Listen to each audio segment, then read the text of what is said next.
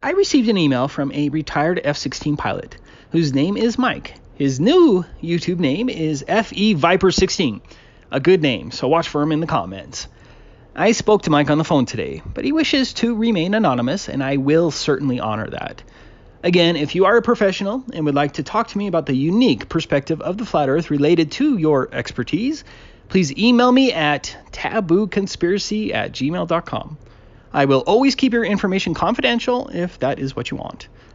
I do hope this information will lead to more flat earth investigations because these radar systems and the aircraft using them are fascinating, and the flat earth evidences they introduce are indisputable. I wish I could share my full discussion with Mike because it was awesome, as this retired Air Force pilot confirmed that he definitely flew over a flat and stationary Earth and that none of the systems of his aircraft were designed with the curvature in mind.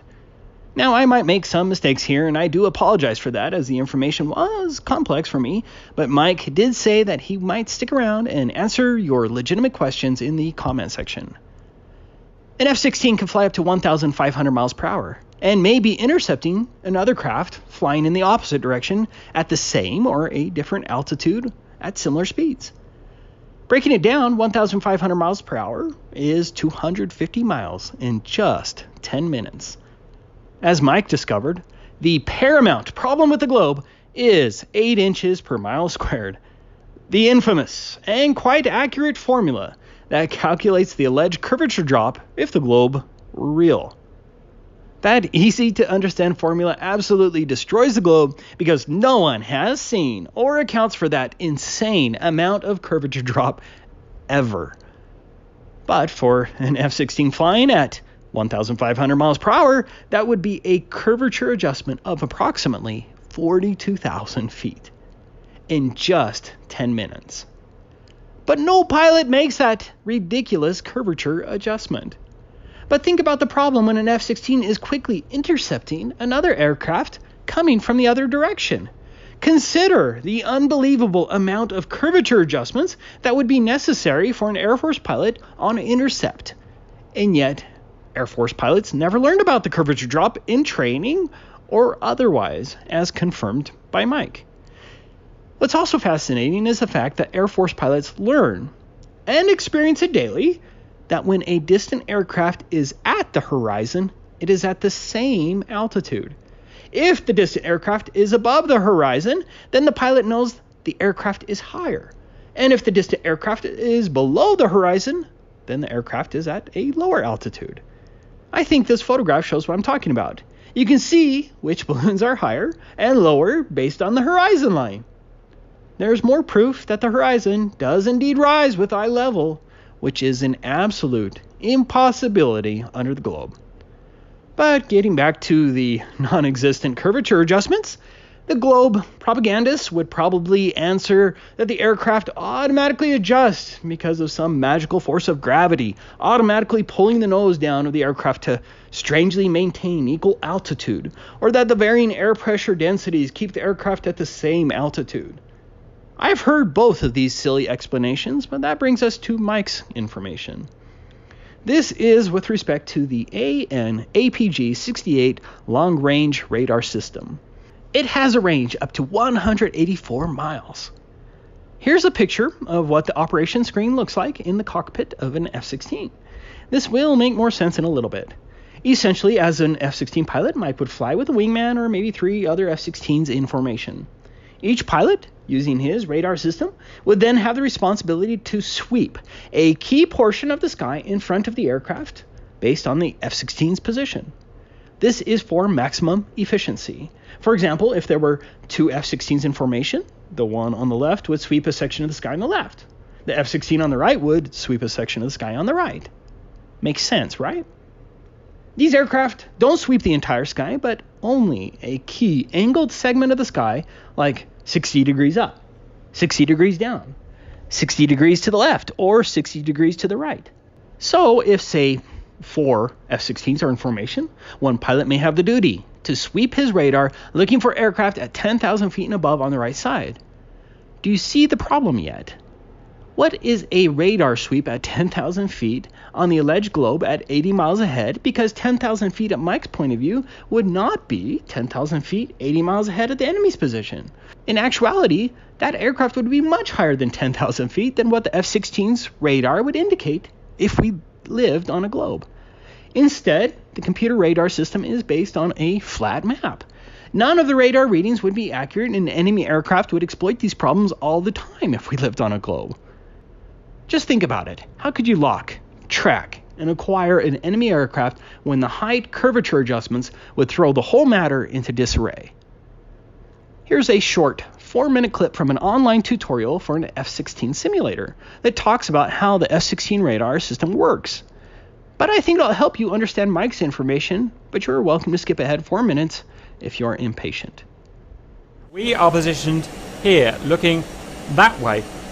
Range 0, a quarter, half, 3/4, full, and that depends on our range scale here. So if we were on 80, that's 80 miles, 60 miles, 40 miles, 20 miles. If we were on 10 miles, 10, 7.5, 5, 2.5, and so on.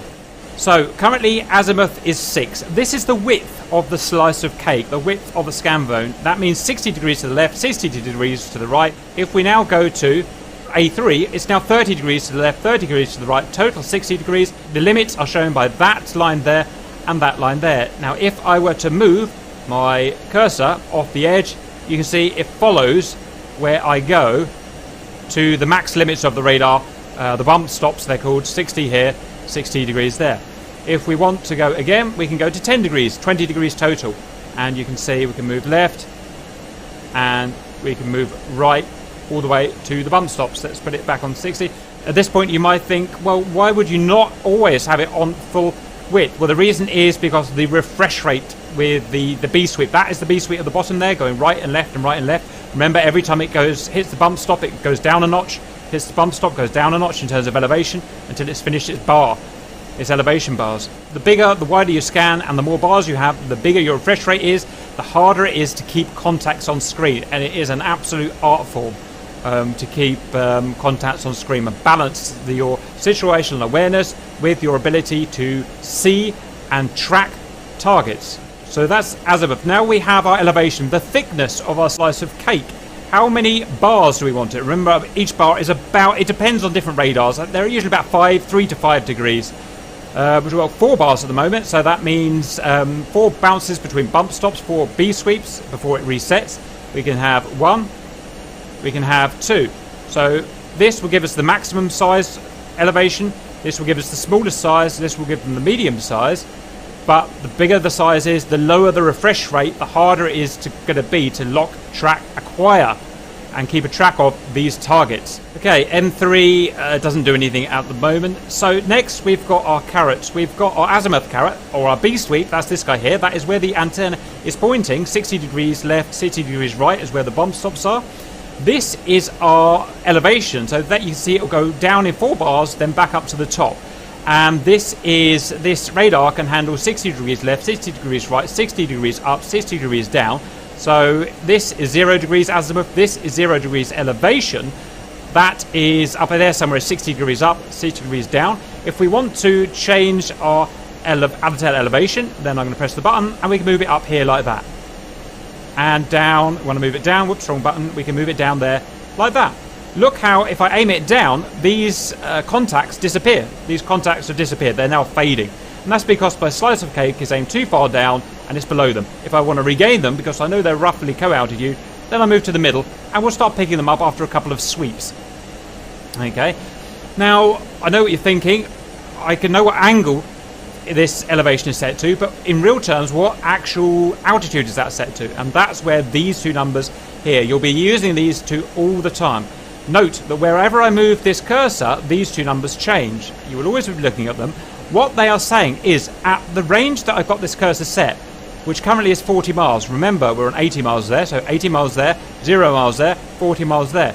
At 40 miles, if I drew a plumb line, that is a vertical up to down line, through our slice of cake, our scan zone, at 40 miles distant from me, it would intersect, that plumb line would intersect the top of the scan zone at 54,000 feet ASL, and at the bottom, minus 5,000 feet ASL theoretical.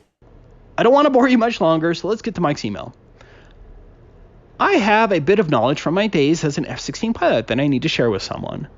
I respect your work and thought you might be another great person to pass this to. I don't have, nor do I want, a platform, so here you go.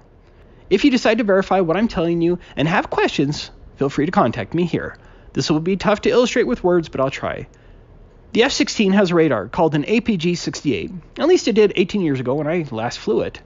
The radar, in air-to-air mode, has the ability to scan forward plus or minus 60 degrees of the nose, 120 degrees, plus a back-and-forth elevation selectable of 1, 2, or 4 bars or rows. In other words, in one bar, it simply sweeps level relative to the aircraft bank back and forth at the same elevation. In 2 bar, it sweeps all the way, then drops a certain amount to sweep back, thereby doubling the volume of airspace searched. In 4 bar, it does the twice, doubling it again.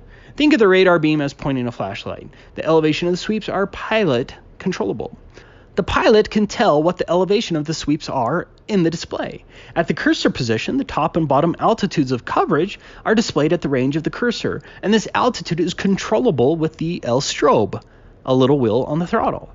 We use this because if my search responsibility is 10,000 feet and above, I can roll up and cover my area more efficiently. I know this is probably clear as mud, but bear with me. Obviously, you can determine the width of the sweeps at various ranges of your search. In other words, the distance between the sides of your scope. If I run the cursor out to 80 miles, isosceles triangle math gives you 138 miles from side to side. Curvature math gives you a hump on my nose of 12,700 feet.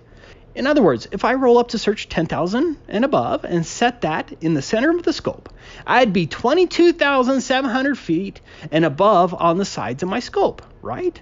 Well, not in practice. If I run my cursor out to any distance, the display shows the same on the left side, middle, and right.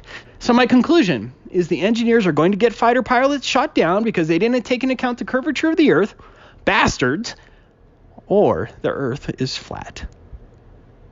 That's it. That's Mike's email. I hope that was semi-understandable. The globe simply doesn't exist in reality, and now we have a retired F-16 pilot who confirms the same. Hope you enjoyed the video. Love to all.